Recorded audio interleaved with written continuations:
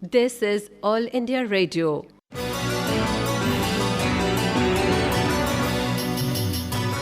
Whispers of the Wind. All India Radio in collaboration with Vigyan-Prasar presents science serial Whispers of the Wind, based on understanding and managing climate change and global warming. Episode 45, interactive program based on listeners' letters. Welcome to yet another episode of the popular science series Whispers of the Wind. As listeners know, we meet here for the special interactive episode once in 3 months. And this time, it's a privilege and a pleasure to welcome Dr. Nakul Parashar, Dr. B. Katyagi and Dr. Anand Sharma to the studios of All India Radio in the first interactive session of Whispers of the Wind for the year 2020. 2020, as all of us know, has almost become a buzzword. It's used everywhere. And in matters of climate change also, we'll try to use this buzzword wherever possible. And especially so because we also have Dr. Anand Sharma is Deputy Director General, Indian Meteorology Department. This interactive session once in 3 months is actually an opportunity to assess the weather through the clothes worn by the participants. Every time we meet, it's different. Yes. And if we take it as a starting point, should I ask Dr. Nakul Parashar for the opening words? Oh, sure. First of all, a very, very happy new year to the listeners of this program. We're meeting for the first time in this year. It's interesting that we've seen sudden changes in have a severe winter this time, but we had that winter season and the additional effect of this the western disturbance. You mean this has made this winter much cooler or much extreme?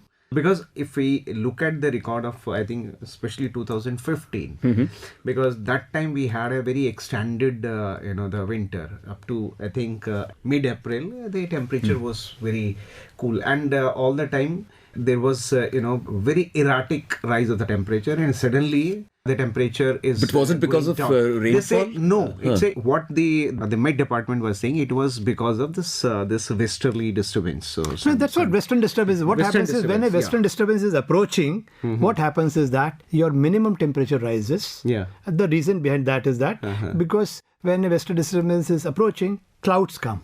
Okay. So if you have cloudy nights, so radiation is not able to go back, therefore your minimum temperature increases. So that's one beautiful indication that a Western disturbance is approaching. One is that first you will see high clouds, which are mare's tail cloud, which are known as cirrus. Yeah. Right. So that gives an indication that you have high clouds, then middle cloud, then the low clouds come. Correct. So this is a very typical indication. So your minimum will rise. And once daytime you have the clouds, so your day temperature will fall. But I'm very curious to know, I'm sorry to interrupt you. Every time we discuss this, you get to hear the term Western disturbance. Yeah, Now, exactly. my curious question from the eyes of a student is, if there are Western disturbances, do also Eastern disturbances, Northern and Southern exist? Or Central for that matter? See, we do have westerly and as well as easterly systems. So mainly these are the two systems. One comes from the west, so we call it Western. And because it disturbs the weather, we call it Western disturbance. And we have easterly waves as well as. So we both. And then as far as... Sorry, I'm interrupting. Is it the same thing what our elderly people used to call it, a Parva and Purvaya. Pachwa? Purvaya and Pachwa, yes. Okay, it's the so same thing. When you have normal northwesterly winds, it's called Pachwa. Okay. And when the monsoon approaches, you get easterlies, then locals call it Purvaya. Yeah.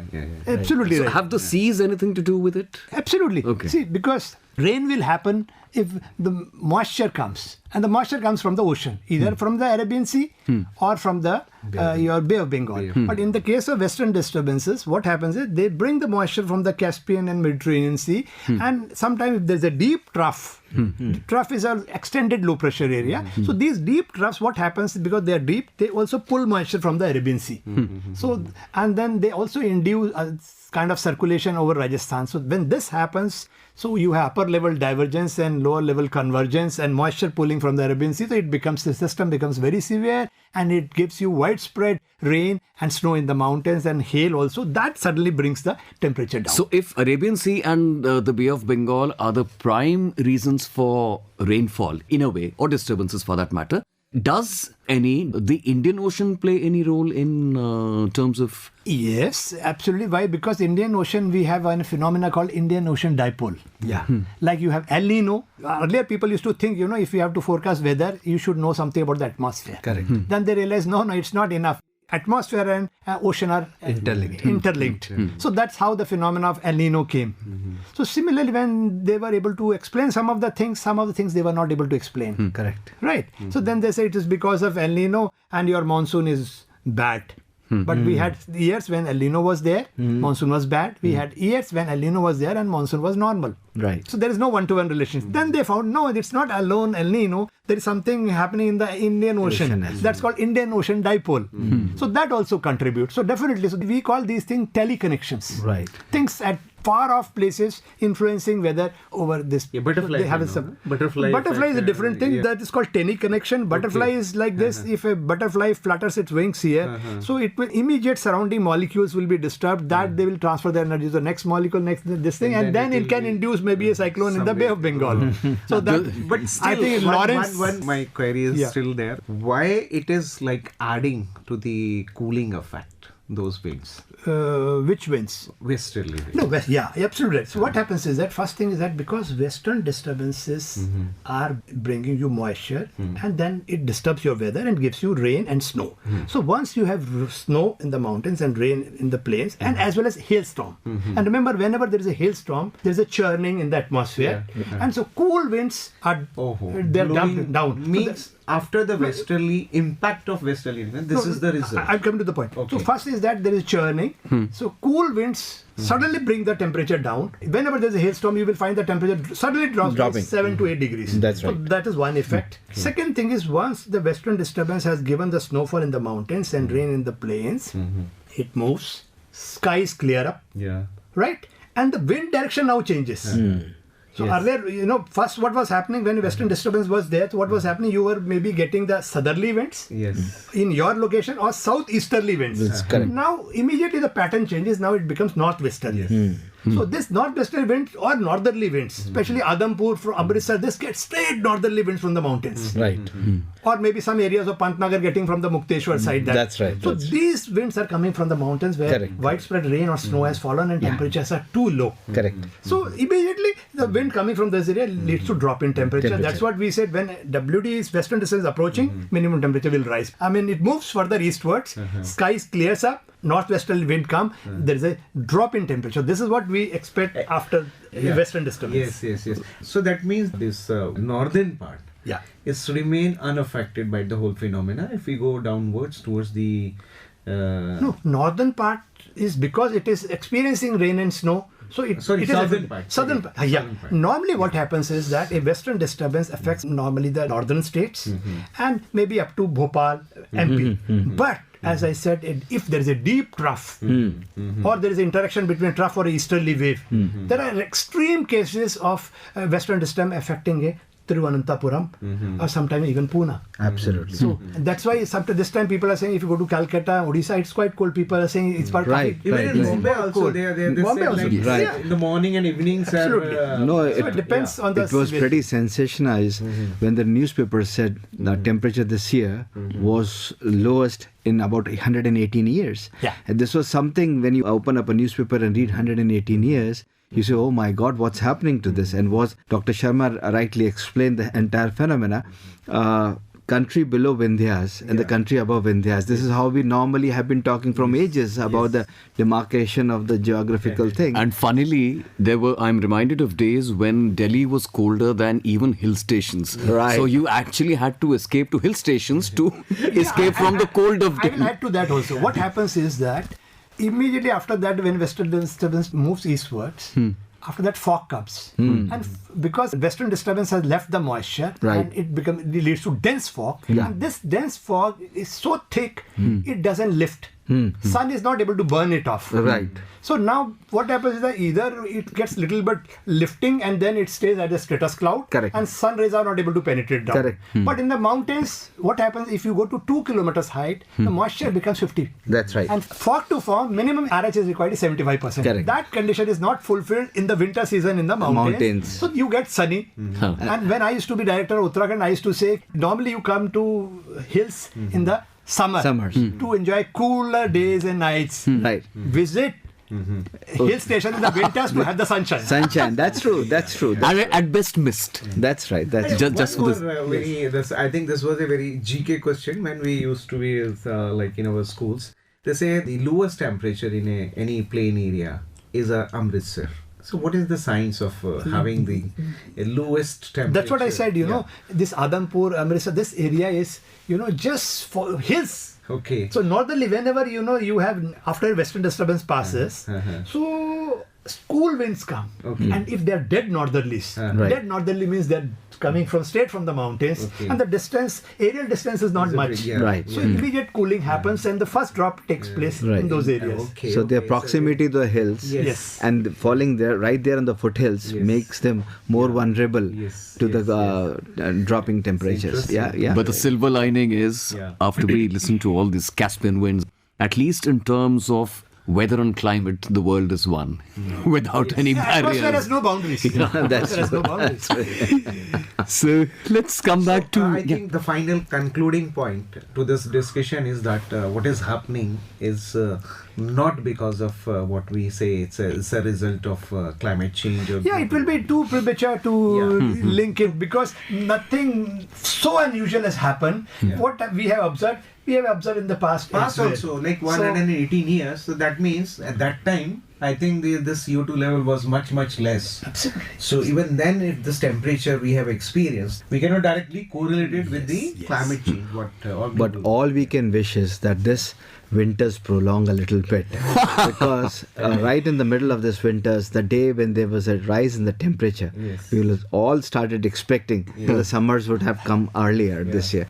Let's pray this. Let's See, hope what is not, happening, yeah. this has already, it will lead to cooling. Correct. Then there is another western disturbance approaching on 31st onwards. Oh, So wonderful. that means So that the first week of February, at least you will again going to have the cool conditions. Wonderful, wonderful. So that's So but- do the predictions still say any more in the month of February as well? Yes, because February normally, because for us the main winter season is January, February. That's right. As IMD has categorized the Right. entire year into seasons. So February is again we expect some good activity, and sometimes what happens especially when the season is about to end, sometimes we get So very severe event also. So what does your astrology in this No, I'm not an astrologer. I'm a scientist. Yeah. But then I cannot predict that much in advance because Right, Western right. disturbance has a cycle of about 1 week. That's right. That's So right. we do give these days kind of extended range forecast, which I is see. valid for 2 weeks. Okay. So, but then again, we have Please to take, don't forget, we are reaching out to people of such an age group who would be expecting you to tell them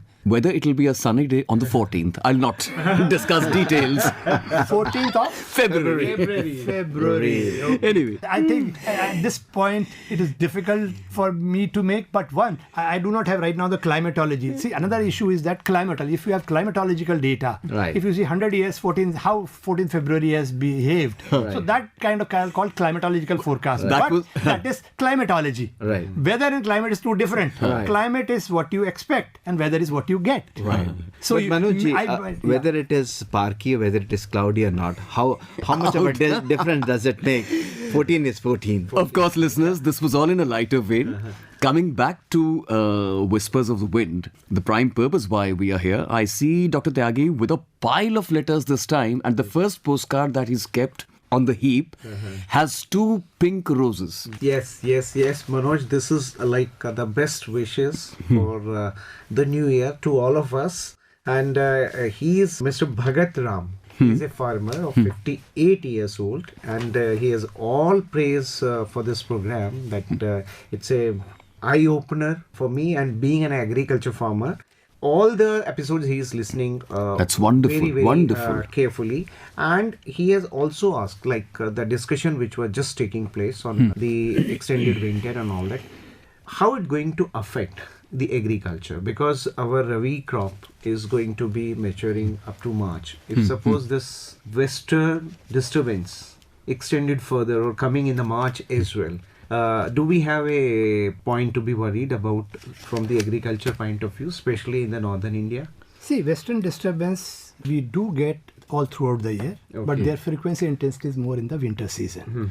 As we approach towards the pre-monsoon season, their frequency intensity start decreasing. And so that's one thing. So we still can expect, and there are times, like example is that is why they say, you should go for wheat sowing in the first week or second week of November. That is considered the best time. Reason being, because if you sow it late, say December, what happens, the maturity will come in the month of late April. And that is the time when the dust storms and thunderstorms start.